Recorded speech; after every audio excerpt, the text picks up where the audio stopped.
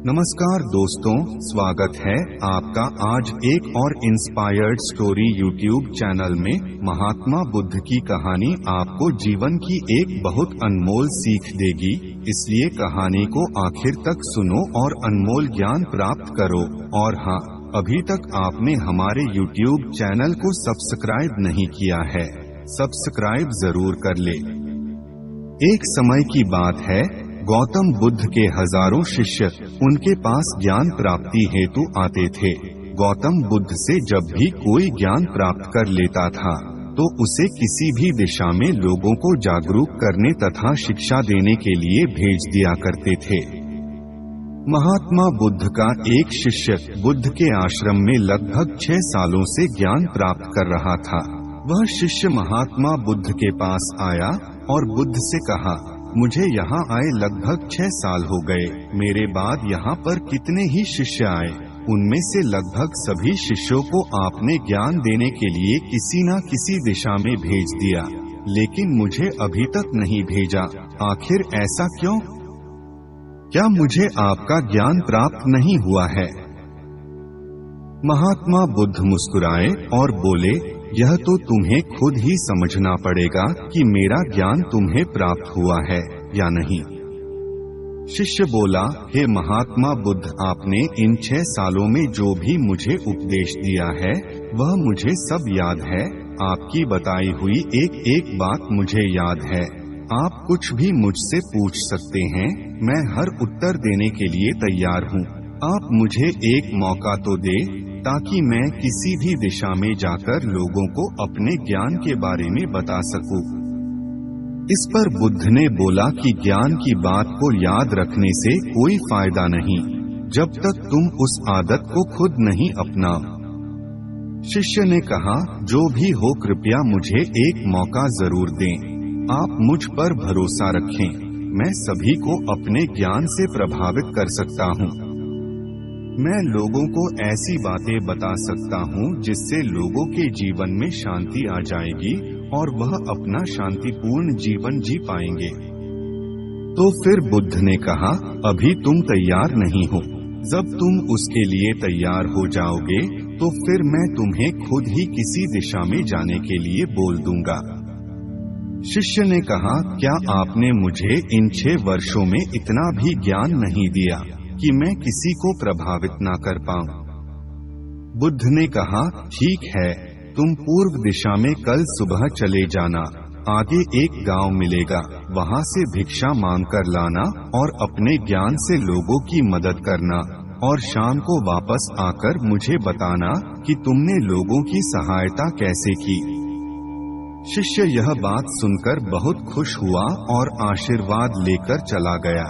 वो रात भर ज्ञान समेटता रहा और मन ही मन सोच रहा था कि मैं वहाँ ज्ञान का ऐसा ज्ञान बांटूंगा कि वहाँ के लोगों के साथ बुद्ध भी मुझसे प्रभावित हो जाएंगे। सुबह उठकर वह महात्मा बुद्ध को प्रणाम करने गया। उन्हें प्रणाम कर वह पूर्व दिशा की तरफ निकल गया। शाम को जब वह वापस आया तो बुद्ध ने देखा कि शिष्य के माथे पर चोट लगी है और खून बह रहा है। बुद्ध ने उसे पट्टी की और पूछा, तुम्हें चोट कैसे लगी? शिष्य ने कहा, वहाँ के लोग बेहद ही दुष्ट हैं, उन्हें जरा भी बुद्धि नहीं है। मैं उस गांव में भिक्षा लेने गया पर किसी ने मुझे भिक्षा नहीं दी और वहाँ पर सब मुझे गालियाँ दे रहे थे। एक व्यक्ति ने भिक्षा तो दी थी, लेकिन नीचे फेंककर और कहा, इसे उठा लो। मैंने उन्हें काफी समझाया, लेकिन मेरी बात सुनने को तैयार ही नहीं थे। उन्होंने मेरे साथ हाथापाई भी की, जिससे मुझे चोट लग गई। बुद्ध, आप मुझे दूसरी जगह भेजिए जहां लोगों में ज्ञान हो, वो इस तरह ना हो। बुद्ध शिष्य की बात सुनकर मुस्कुराए और बोले, अगर दूसरे गांव में भी ऐसे ही गांव के लोग होंगे तब तुम क्या करोगे? शिष्य ने कहा, हे बुद्ध, मैं ऐसे लोगों को कोई ज्ञान नहीं दे सकता, वह लोग अज्ञानी हैं, उन्हें कौन समझाए?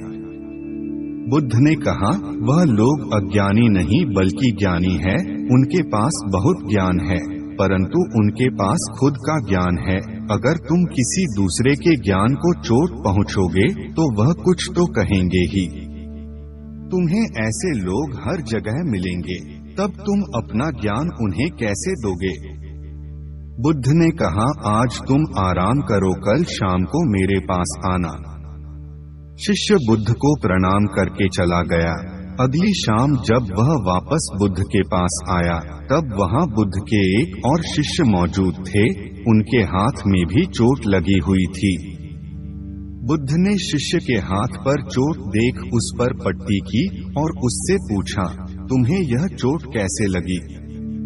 शिष्य ने कहा, आपने पूर्व की ओर एक गांव में मुझे जाने के लिए कहा था, तो वहीं मुझे चोट लगी।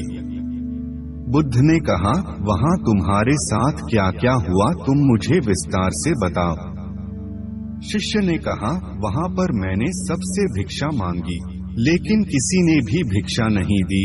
एक व्यक्ति ने मुझे भिक्षा तो दी, पर जमीन पर फेंक कर और कहा, उसे उठा लो, तो मैंने उसे उठाकर अपने झोले में रख लिया और मैंने उसे सफल होने का आशीर्वाद दिया। तब उस व्यक्ति ने मुझसे कहा, आप बड़े अजीब लगते हो, मैं आपका अपमान कर रहा हूँ और आप मुझे आशीर्वाद दे रहे हो। तो मैंने उनसे कहा कि आप दानी हो, आपने मुझे दान दिया है, इसलिए मैं आपको दान के बदले आशीर्वाद दे रहा हूँ। फिर मैं वहाँ से आगे गया तो कुछ लोगों ने मुझे वहाँ से वापस जाने के लिए कहा। उन्होंने मुझे कुछ अपशब्द भी कहे और मुझ पर पत्थर भी फेंके, जिससे मुझे चोट लग गई। जब मैं वापस आ रहा था, तब रास्ते में मैंने एक माँ को रोते हुए देखा। वह अपने बीमार बच्चे को लेकर चिंतित थी। मैं तुरंत जंगल से जाकर उसके लिए जड़ी बूटी लाया और देने की कोशिश की, लेकिन वहाँ के कुछ लोग जड़ी बूटी देने नहीं दे रहे थे। मैंने उनसे विनती की, मुझे उस बच्चे का इलाज करने दे, उसके बाद आप मुझे जैसा कहेंगे मैं ठीक वैसा ही करूँगा। जिस व्यक्ति ने मुझे भिक्षा दी थी, उसने गांव वालों को समझाया, तब उन्होंने मुझे उस बच्चे को जड़ी बूटी लगाने दी। उसके कुछ देर बाद वह बच्चा ठीक हो गया। गांव के जिन लोगों ने मुझसे अभद्र व्यवहार किया था, उन्होंने मुझसे माफी मांगी और धन्यवाद कहा और मैं वहां से वापस आ गया। हे बुद्ध, मेरी आपसे एक विनती है, उस गांव के लोग बहुत भोले भाले हैं, क्या मैं रोज उसी गांव में जाकर भिक्षा मांग सकता हूँ? यह सभी बातें पहला शिष्य खड़ा होकर बड़े ध्यान से सुन रहा था। उसने यह सब सुनते ही बुद्ध के चरणों में गिरकर कहा, हे बुद्ध, मैं समझ गया हूँ कि अभी मैं उस लायक नहीं हुआ हूँ कि मैं दूसरों को ज्ञान दे सकूं। बुद्ध ने कहा, हमें बाहर वैसे ही लोग दिखाई देते हैं जैसे हम अंदर से होते हैं। जब तक स्वयं को नहीं बदल सकते, तब तक किसी को नहीं बदल सकते हैं। खुद में बदलाव लाना जरूरी होता है। अपने आप में बदलाव लाकर ही इस दुनिया को आप जीत सकते हो। तो दोस्तों, ये इंस्पायर्ड स्टोरी आपको कैसी लगी? उम्मीद करता हूँ इस कहानी से प्राप्त ज्ञान से अब आपके जीवन में सकारात्मक बदलाव जरूर आएगा। हम अपने इस चैनल पर ऐसी ही तमाम ज्ञान से भरी इंस्पायर्ड स्टोरी लाते रहते हैं। आपको ये कहानी अच्छी लगी हो तो अपने दोस्तों के साथ शेयर जरूर करें। दोस्तों, अभी तक आपने हमारे YouTube चैनल को सब्सक्राइब नहीं किया है तो सब्सक्राइब करके बेल आइकन को ऑन कर दे, ताकि इसी तरह के इंस्पायर वीडियो आपको समय समय पर मिल सके। मिलते हैं अगले वीडियो में, तब तक के लिए धन्यवाद।